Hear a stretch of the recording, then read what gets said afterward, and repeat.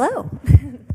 Hi, everybody, and welcome to HCDE 521, also the HCDE Research Speaker Series. If you're registered for the class, awesome. If you're not, awesome. Everybody is welcome to these. So if you're here for credit, great. If you want to bring friends, family, all are welcome to join and learn about the awesome research going on in HCDE this quarter. So if you have any questions about the class, I'm the person, but otherwise I'm going to lead things off on the excellent research community to present their work over this quarter. We've got everything from kind of really long and established work to half-baked ideas, which is awesome. So you get a good sampling of all the different work happening in the department in this research seminar. So with no further ado, then I will get to introduce my wonderful colleague, Jennifer Turns. So Jennifer has been in the department since 2002, which is longer than almost any member in HCDE, and yet she's still so spry and engaged, and I can't imagine HCDE without Jennifer in it. She's just that kind of colleague. So the work that she's done around engineering education and reflection is embedded in so much of what we do in the department. If you've ever taken a class with us and have to read a reflection statement, you can blame Jennifer. If you've ever had to think about what surprised you or made you think about things in a class, you can blame Jennifer, because she has had that kind of impact. And so I'm excited to hear about a project and how she's been experimenting with some things in teaching. And with that, I will turn it over to Jennifer. Thank you. Yeah, maybe I will give that Yeah.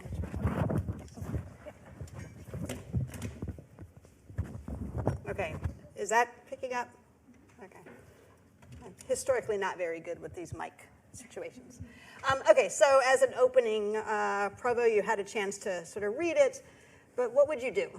What might you do if you gave yourself permission to experiment? Something that seems in some of the AI conversations a little hard to come by, but just a notion of like experimenting with generative AI to see how smart it might be in your area of expertise and in helping you, right? Just experimenting and figuring out. If you had 10 weeks, and if you thought that perhaps the result of your experimenting might be of interest to somebody other than you. So this is a way of connecting up what I did, which is in a very specific context, and to possibly the different situations that you might be in.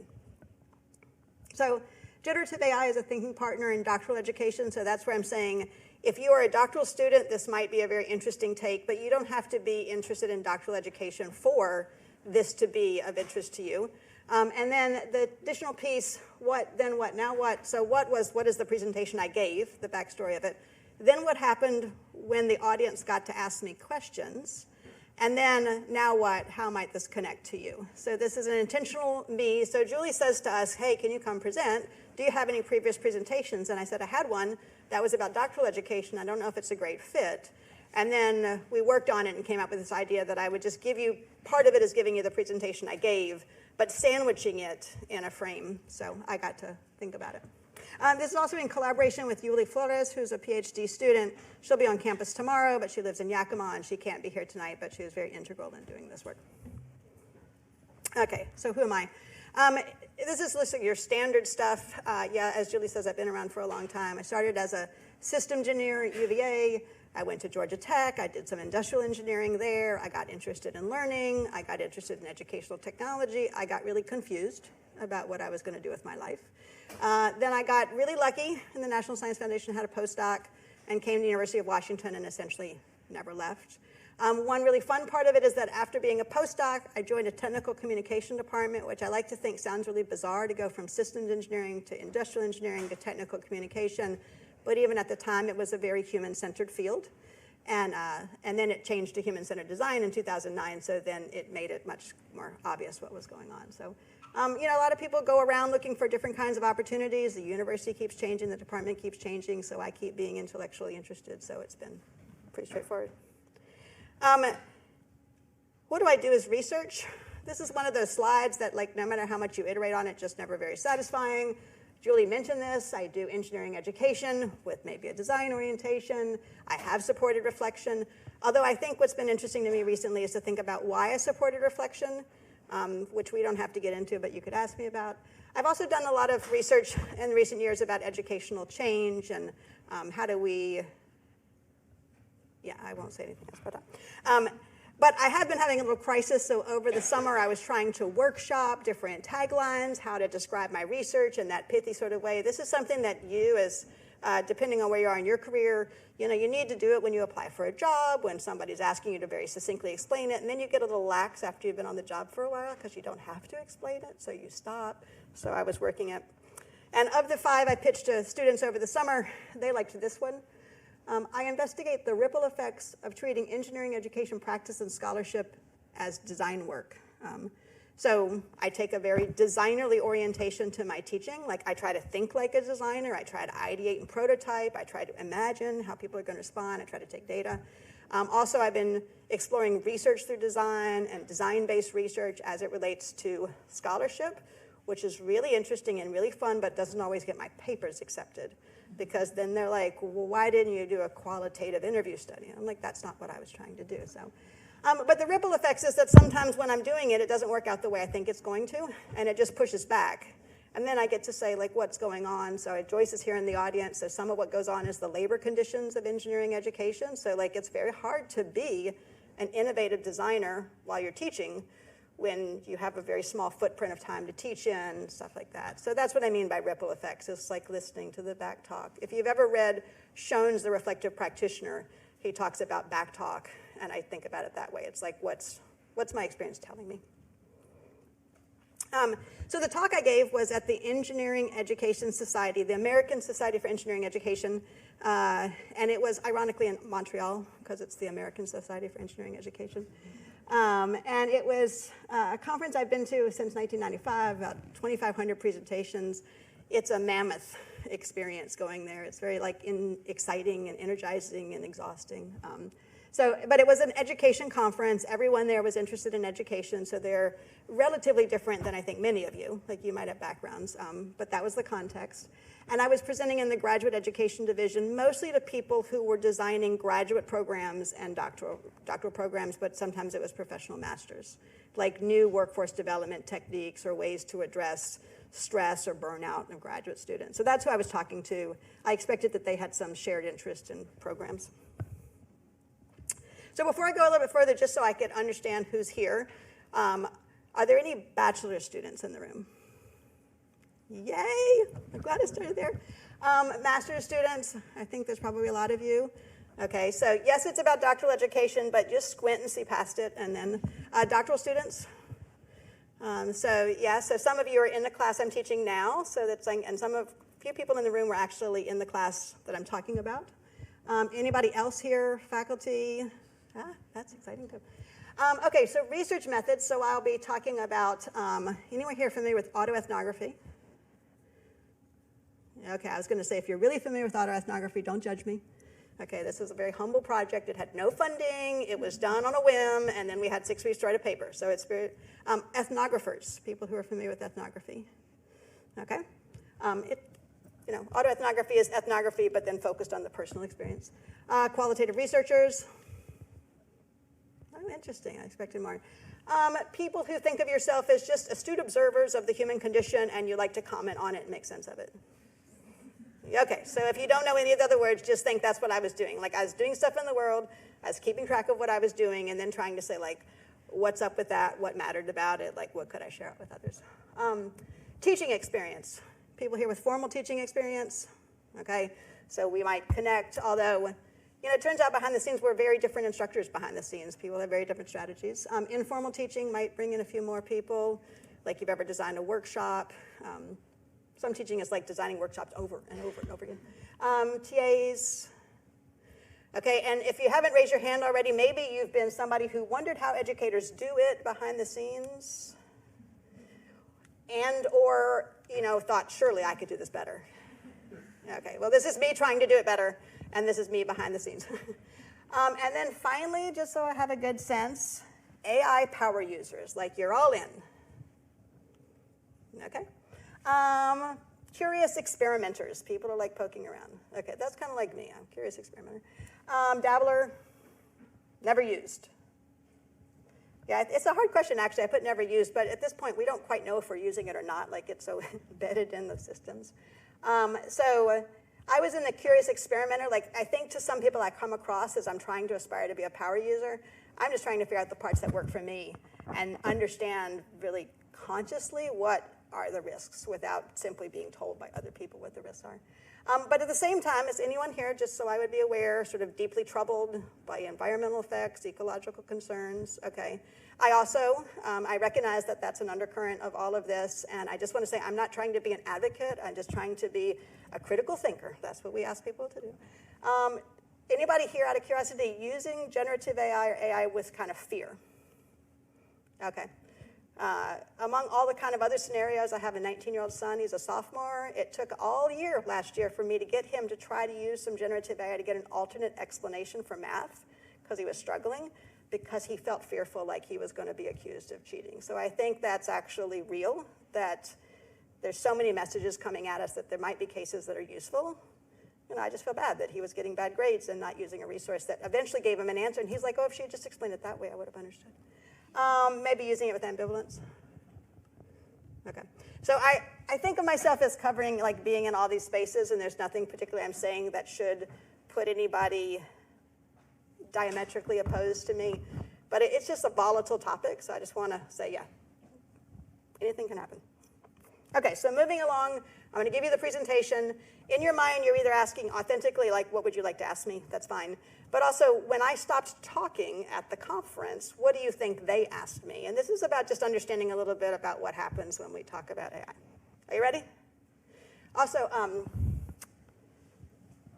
these slides were made by Gamma, which I've only used for a week, because my colleague Beth Kolko, who's also amazing, said she was really enjoying Gamma, so I'm trying it out. And then guess what? These slides were made by me. So I'm not a graphic designer. I love people who are graphic designers. I really would like to be one, but I just don't have the patience or the eye. And I get really, I'm like, it shouldn't matter. It should just be about the words. But I do think that these are a little bit more interesting than mine. So, but you'll know which is the original talk because of the graphic design shift. Okay, so generative AI is a thinking partner, Jennifer and Yuli. So I started and said I'm situating this as an educator in interdisciplinary doctoral education. So if you're in doctoral education, oh, I'm not supposed to be that person. I'm supposed to be, okay. So doctoral education, when students come into doctoral programs, they're spanning multiple disciplines and methodologies, particularly in interdisciplinary spaces. They might come from social science, engineering, they might come qual or quant, they might be design lead. They're just all these people coming into a program in an interdisciplinary space.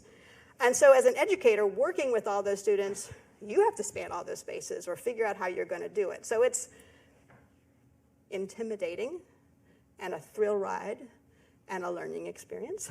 A lot of individual mentoring going on if you can find time for it to try to make sure that you connect with the students.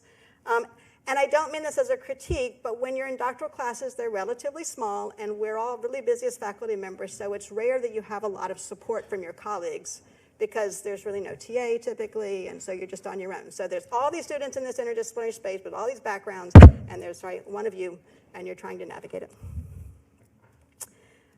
So I started this project, and it was like, well, how could generative AI be used? I had been using some generative AI over the summer, the dialogic kind, so not any of the other like do tasks for you kind, but just the ones where you have conversations. And I was like, oh, how could it be used as a thinking partner? Would it be useful as a thinking partner? What would be use cases? What would be risks? And so I had this idea that I could do this and opportunity to explore it in autumn. I chose autoethnography, and in fact, I didn't really choose autoethnography. Autoethnography is just a good way to explain what I did. I had already done a project where I had had a really strange teaching prep experience where I, like, 3 weeks before the start of the class, I didn't have a teaching assignment, and then one day later, I had 2 teaching assignments and 2 collaborators, and I had taken notes, and I was like, whoa, that was weird. So I framed it as autoethnography and went back and analyzed my 3 weeks worth of notes and, like, got some autoethnography chops. And so when I hit the fall quarter last year, I was like, oh, I could do that again. I take notes naturally. And yeah, so it was just like autoethnography seemed like a reasonable way to go. So observation plus interview plus a turn toward like what's going on here, what are the norms, practices, but the auto being about my practice, not a collective. And then in engineering education, all of you here at the ASEE conference, because there had been a growing trend, or there has been a growing trend in engineering education to recognize autoethnography, and so I wasn't the first person springing autoethnography on people. They might not have heard about it themselves. I'm not staying in character, I get that. And then our approach had a collaborative flavor, so autoethnography can be completely auto, like you're just taking your own notes and doing it. But I enlisted my PhD student, and then I would just vent. I was like, I tried this, and I tried this, and I tried this, and I tried this. And she's very calm and quiet, and she listened. But she occasionally would be like, why did you do that? And like, that's a little odd. Could you tell me more about that? So it was rewarding. Yes. Again, I was going to go out of character. So we had these interviews.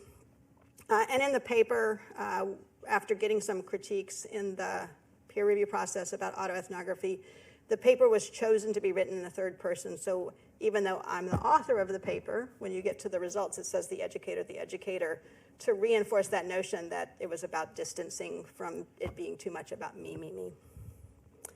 Okay, so what was the context that I did this thinking partner business with? The course was, at the time, it's a little bit this way now, but at the time, I had called it an inverted seminar. So in a normal seminar, you come and the instructor chooses the papers and you read them. And everyone reads the same paper and you discuss it and you compare your perspectives. Because the doctoral students have all these different interests, if I pick one paper, like one person's going to like it and then 10 people are not going to like it, and then I'm going to carry the burden of having chosen the wrong paper. So I'm like, no, you choose the papers. So in this inverted seminar, the students are choosing papers to read, but I'm providing some perspective. So like, let's talk about roughly what makes them significant. Whatever you chose, it must be significant, it got published. What makes it understandable? So the students are selecting readings, and I'm asking them to think about them in different ways. Over the years, the different ways had gotten really kind of a whole collection of them. There's a 1971 paper called That's Interesting that says interesting papers tend to surprise you. We used to think this, but then we think that. So an example of something we might do is read That's Interesting, and then say, can you recognize that kind of talk in your paper in any way? So we were doing things like that. I had, as I said, collected a whole collection of these. Read the bibliography, read the title, read the authorship, look at the backstory, look at the ethics, look at it this way, look at the trustworthiness. And I had been trying to organize it around big ideas, such as what all contributes to whether this paper is understandable, which could be writing quality, but it also contributes to the language that's chosen. So just assume there's some big ideas. By the time I got to the fall of 2024, I had done this many different ways over many years, and I had accumulated a bunch of these different ways of reading papers. So I was like, I'm tired of choosing. I'll have the students choose the ways we're going to read the papers. I'll just show them some of the options, and I'll let them pick the ones that we're going to do. Because the additional piece was that rather than me saying, in order to explore understandability, we need to do 2 or 3 things, I got to the point where I said, almost anything we read for might contribute to each of those things. So like word choice might be contributing both to the understandability something and something related to ethics. So I was like, you guys just pick. We'll read whatever you want to read for, and then we'll go back and we'll connect up and see if we're learning something about significance, something about ethics. So if you imagine a matrix, sort of like there's their readings, and then there's the things they're reading for, and then at these stopping points where we kind of said, let's sum up and see what we're learning. If it sounds kind of messy, in truth, it was a little messy, and that's fine. I'm not doing it now. And then I gave myself permission to explore generative AI. I didn't know at the beginning, I think, that it was going to be as interesting as it turned out. Okay. Oh, and also, as a senior faculty member, I just want to acknowledge that I didn't feel any risk in doing this. Like, I felt like if somebody got mad at me or I did something wrong, I had both the skill set and the safety net of being senior that allowed me to do it. So see this long list of data? We didn't analyze most of it. Okay. So I keep a lot of planning notes. That's how I did the first autoethnography. So I had all the notes that I had planned with, which is basically me dumping down my thoughts, and I just get them for free. I had conversations with Claude, a whole bunch of them. I actually am up to about like 800 conversations with Claude now. I get my money's worth. Also, I'm sorry to the trees and the water supplies and the power. I had the conversations. We had the course artifacts, where some of the things I was interacting with Claude around would show up in the artifacts. And then I had 8 debriefing dialogues with the co-author. Yeah, if I had had a whole team of researchers and a whole bunch of money to pay them, we could do a whole bunch of analyses. But no, because what happened is the quarter ended on like the 15th of December, and the paper was due, this conference paper, was due on February 1st. So I had 6 weeks to figure out how I was going to make a paper out of this stuff. And so we did something we don't talk about, I think, a lot in academia, which is like the power of liberating constraints. Like there was this, like, how can I like make a good contribution and acknowledge the resources I have? So I made 2 decisions. One was to try to figure out if I could focus on something that happened in the beginning, something in the middle, something at the end. Not that it would necessarily tell a chronological story, but at least it was a way to sample. And then this kind of came out, it came out inductively, but then it also made sense from like the conversations we're all having. Because I kept going like, whoa, Claude can do that. Whoa, Claude can do that. Whoa, Claude can do that. So can I? Became one thread. It's like, did I actually literally learn what Claude could do? And then should I?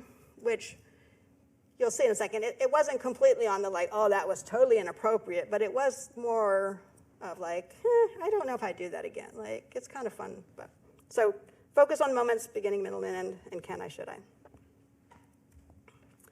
Okay, so what did it look like? Let me tell you these 4 snapshot stories, and this was the bulk of the paper, okay? So at the beginning of the quarter, I told you I was going to delegate to the students to choose what we were going to analyze for. So then I did that. That's this artifact in the upper right. I said we could analyze the participants or the backstory, the citations, or the structured abstracts, or the implications. And I said all of those are good things, so you guys choose. So I think this is fun because we chose with smiley faces. We picked 5. And then it turned out I didn't really take into account that when they chose, the assignments somehow were going to be different. So I was like, uh-oh, I've got to make new assignments. So what I did is I asked Claude to give us a starting point, and then we had the starting point that was generated by the generative AI, and then we co-edited it in class to make it one that we all understood. Okay, so Claude generated the assignments with my guidance, and then we co-edited. So can I? Turned out AI as an assignment generator for collaborative refinement, not solely as an assignment generator, but as a generator for collaborative refinement was kind of cool, because the collaborative refinement created understanding, it created some what I saw as buy-in. It was serviceable. And it was also interesting because if I had made the assignment and then I asked them to edit it, I think I would have, no matter how hard we try, I think I would have felt like I was being critiqued. But I hadn't made the assignment. Claude had made the assignment. So I'm like, bring it on. Let's just critique it and edit it. Like that. So can I? Yes. Should I? It sort of decentered in a really fun way my authority so that there was more collaboration going on. And in HCD, we like co-design. We like ways to go about bringing other people's voices in. So this is one that I thought, like, I would do it again. I haven't done it again because I haven't been in the exact situation. Okay. So in the middle of the quarter, I said, so what I was going to do is I was going to have people read for whatever they wanted to read for, and then we were going to bring it back to these big ideas, which is what Julie was talking about, writing reflection essays. And for some reason, I got worried that writing about all 4 big ideas was going to be too burdensome, but I don't know why, but I told them to do 3, which seems like slightly less burdensome than all 4. But I didn't do anything to monitor, like, who was going to write about which one. And then I thought, we'll come to class and we'll discuss what you reflected on. So then I realized that I was going into a strange circumstance where I didn't know who had written about which big idea, and I didn't really understand how we were going to, like, weave this together. So I was like, maybe Claude can help. So I asked the students first. To be clear, they all bought into it. I asked them if we could give generative AI, or Claude, their individuals, and I could say, hey, Claude, could you give me a certain kind of synthesis of what got said about understanding, trustworthiness, significance, and ethics? And Claude could. It made this text right here as an example. Like, it made this really interesting, like, thematic analysis of what people said, and I said, include quotes from the students, and then they read that back. So they got to read a synthesis of how their comments about significance were intertwined with a classmate's comment about significance. So it could do that. And then the students read them, and they didn't say, oh, this is horrible. They read it. So can I? Actually, I could. Should I? It seemed to add some collective insight, like the goal was to bubble up. Like, we're not just learning individual tiny points about understanding or tiny points about significance. We're learning bigger ideas. This one, I couldn't help myself, but I did change this. Fall 2025 Jennifer now thinks that we had a joyous time reading them that was very fun, but with no friction in making those summaries, I do feel like I can't hardly even myself remember what was in the summaries. So without the extra work of doing the thematic analysis, it was bad. But I do think there might have been benefits, should I? Like, there might have been very validating. It might have made people have a different way of engaging in the next phase of the class. I cannot know. But anyway, but can I? Yes. Should I? Maybe. The third moment, also in the middle of the quarter, we were doing, and this one is not altogether dissimilar. I had decided that we would have one of our conversations. This time we were talking about something that sounds very pragmatic. Can you find the findings? Can you find the findings? It's like, if it's as easy as that, why are the findings section 3,000 words long? So the question is like, what's a finding? It just sounds like such a PhD question, but if you pragmatically say, let's find the findings, it turns out it's kind of weird.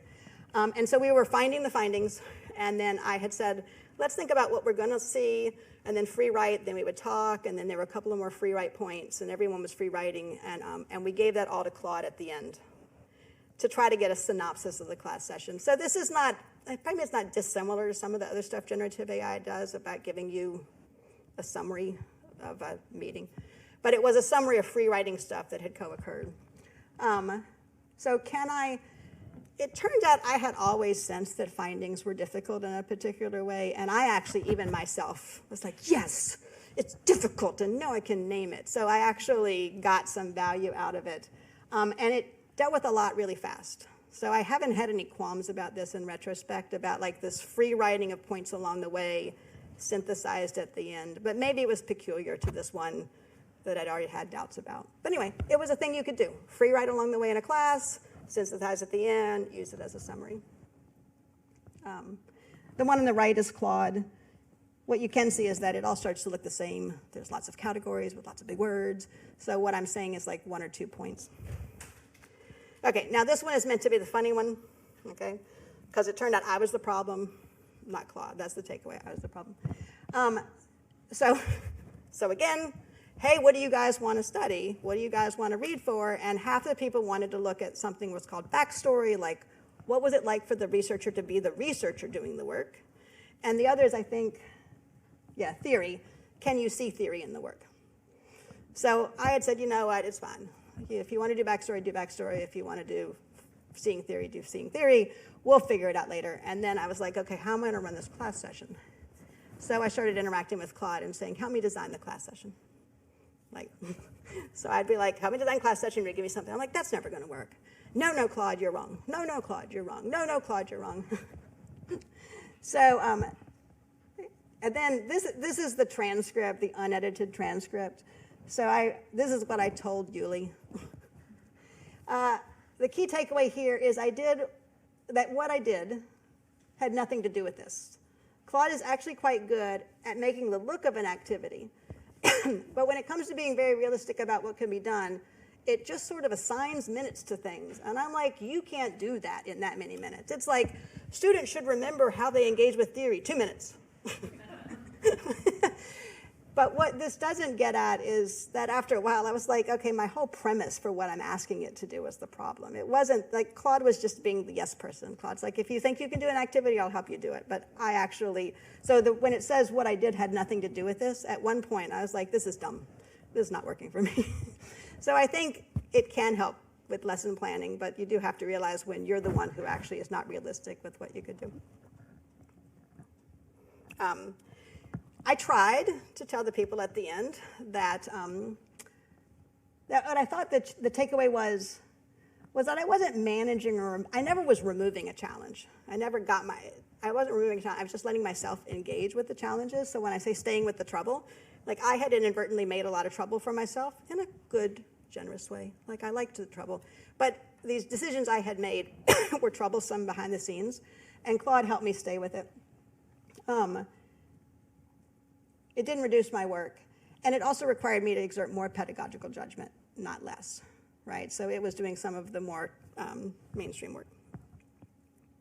And then I said some stuff about methodological contributions. And then I said some stuff about implications for practice. And then I said a conclusion. that it lies not in reducing teaching complexity, but maybe helping faculty productively navigate that complexity. That's what I thought. So now I'm going to pause and give you a moment. So we can do some Q&A here. I'm happy to answer questions, and then I can go back and finish out the talk. But I'm also curious what you think the audience said. So I got to the end of this talk. What kind of things do you think the audience members proceeded to ask me? Or you could just ask me a straight-up question.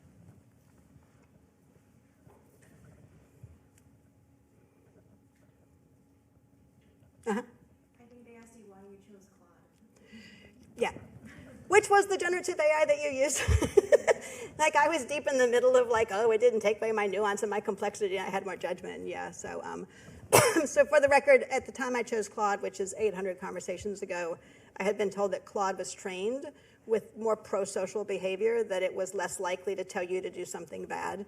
That's why I chose it. I also don't know if I trust this, but I'm under the impression that Claude doesn't remember me from engagement to engagement. And I like the fact that I'm just getting this generic-y kind of view rather than it thinking it understands me. So yeah, like I was deep in it in the first question. Which one did you use? What else do you think I got asked?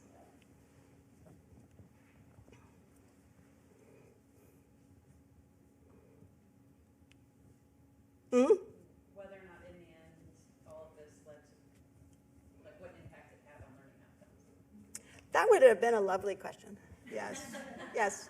And I might have said, you know, that's very hard to know in a doctoral education course because the students come in different places and go in different places, and it's almost like the equivalent of study abroad for PhD students, right? It's just very experiential, but I would have loved to have conversations about that, so no. Also, they didn't have a lot of time to ask questions, but there's one particular kind of question that I'm curious if anybody can predict. Do you think this was really a responsible thing to do? So, to be clear, like, I was like, it helped me stay with the trouble. I don't think it supplanted my pedagogical judgment. And then I had just finished saying, can I, should I, can I, should I, can I, should I, can I, should I? And then I was just sitting there. Has anyone been in a talk where that's one of the immediate questions for AI, right? So I was kind of disappointed I didn't get the, did it help learning? And I was kind of intrigued that I got this, like, do you think it's responsible? Because I had just tried to be, so I don't know if they understood the should I part as being what they were talking about. I do think that concern is just so lurking in all of these conversations that's my takeaway. It's like, it's just hard, yeah. I'm curious to know, for the people who asked whether they thought it was responsible or if you should, why or what made them think that it was not responsible? What part of it? So I don't know. So for those of you who haven't been to a conference like this, I was like presentation 4 out of 5. There wasn't a lot of time to go and have that kind of dialogue because, again, 2,500 presentations and 10,000 attendees. So I don't really know. I think there's a lot of that lurking under the surface.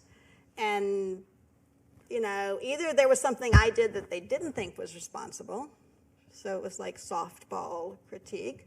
Or there's something that they're worried that we're collectively doing something irresponsible and they just needed that to be said in the room. So Generalized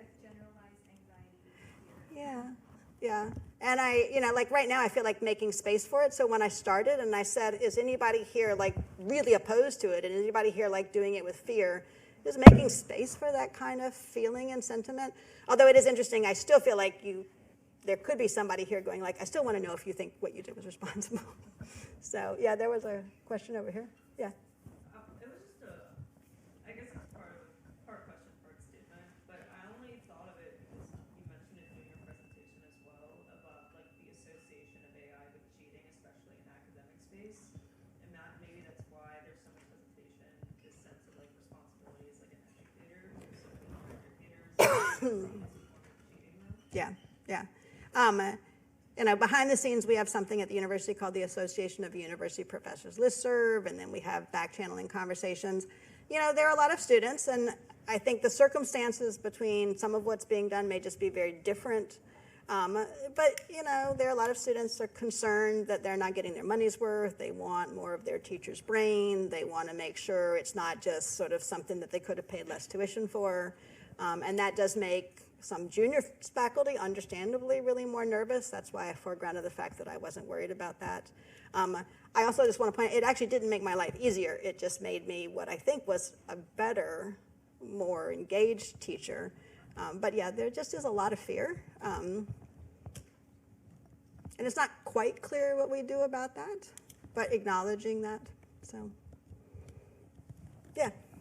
So you talk about how having Claude, I think in the first experiment, generate, was it a plan or an assignment?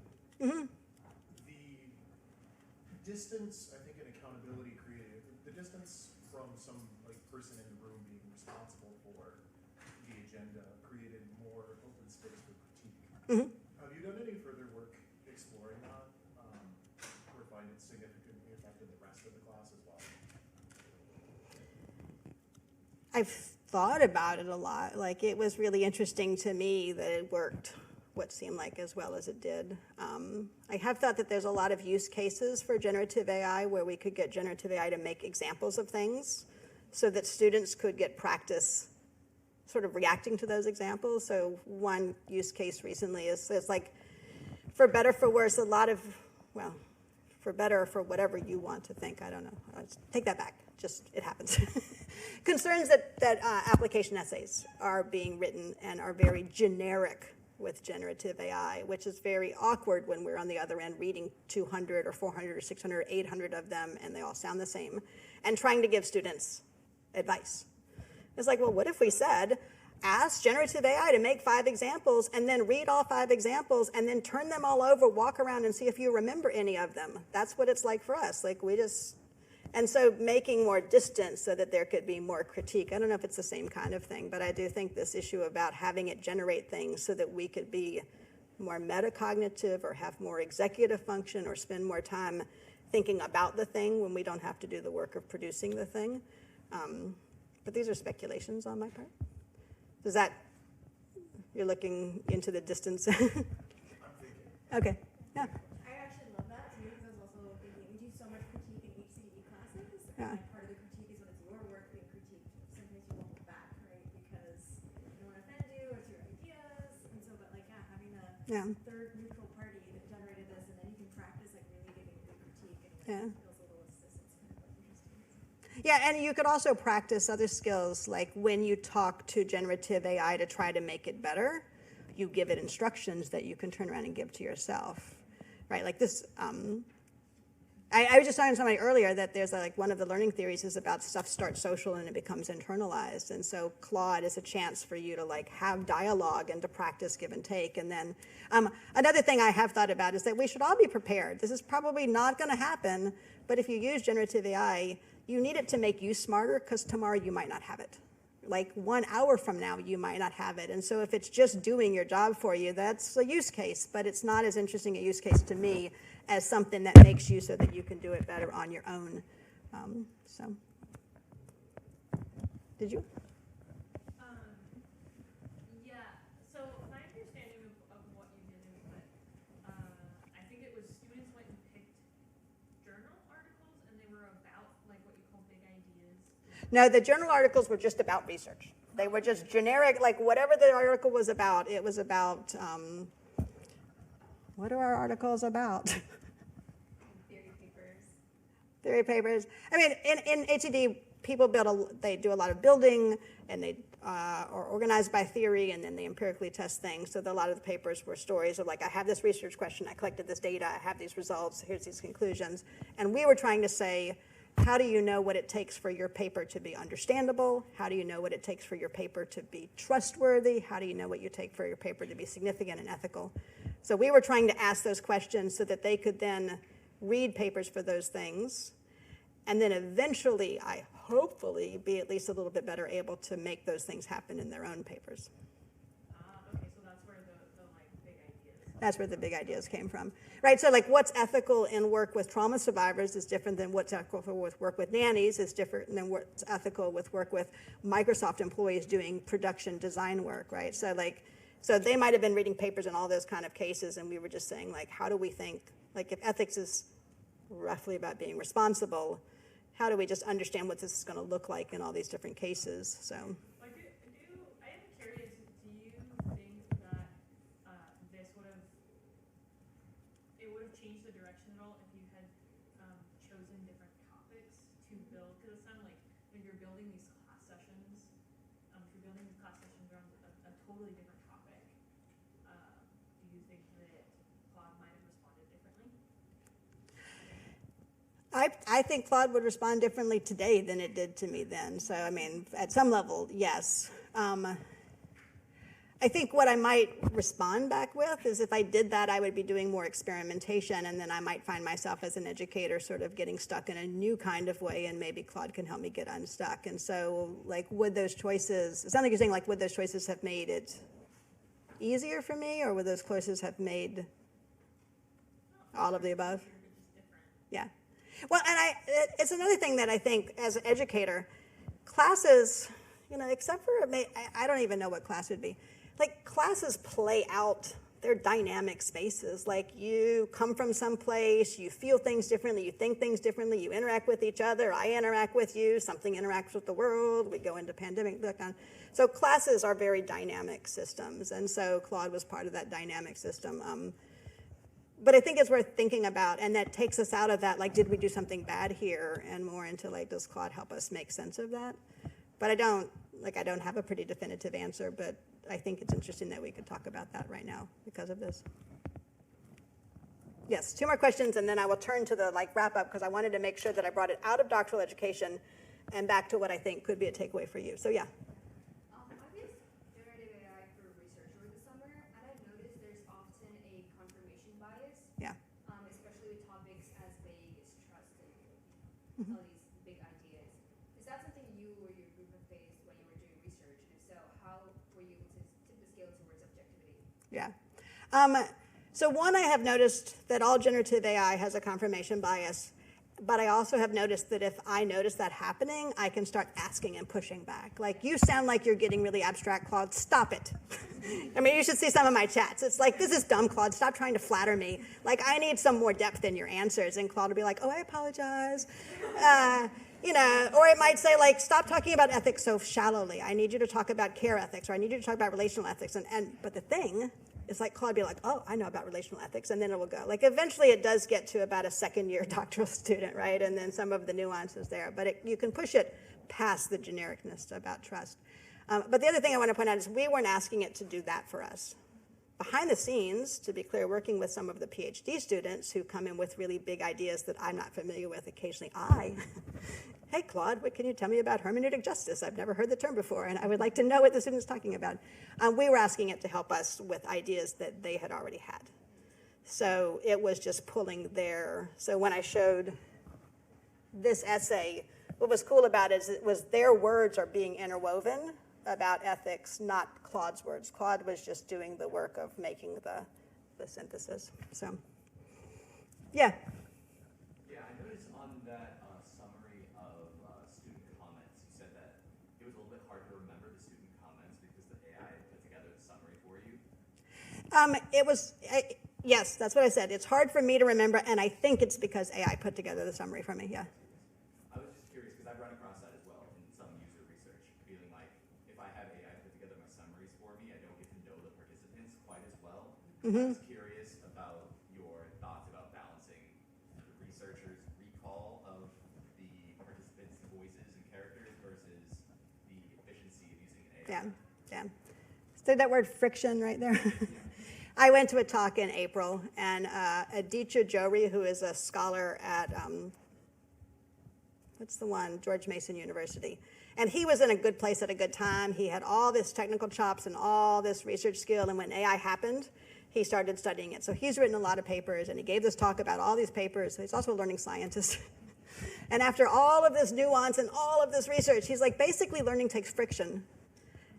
And if there's no friction, there's probably not going to be learning. So I don't know if you could just take that and say, like, the ones you can't remember when there was nothing that sort of slowed you down and made you work hard. And if you didn't work hard, then you probably didn't get the benefit of working hard. And so, like, if we want learning, we need some friction. Not that we're trying to be mean to anybody, not that we're trying to like make things artificially difficult. And so that's like, I think it explains a lot to me when I put it that way. And so we want to take out the bad friction, the friction that stumps you, the friction that makes you feel bad, the friction that makes you not get to the end, but also leave in some of the good friction, right? So like maybe this exercise, if I had said, what are some themes as you read across each other's responses, what are some themes you're starting to notice? Like if we had 10 minutes of friction, and then let's see if Claude sees the same thing, maybe would have done a little bit better, but we would have been like allocating friction. So, okay.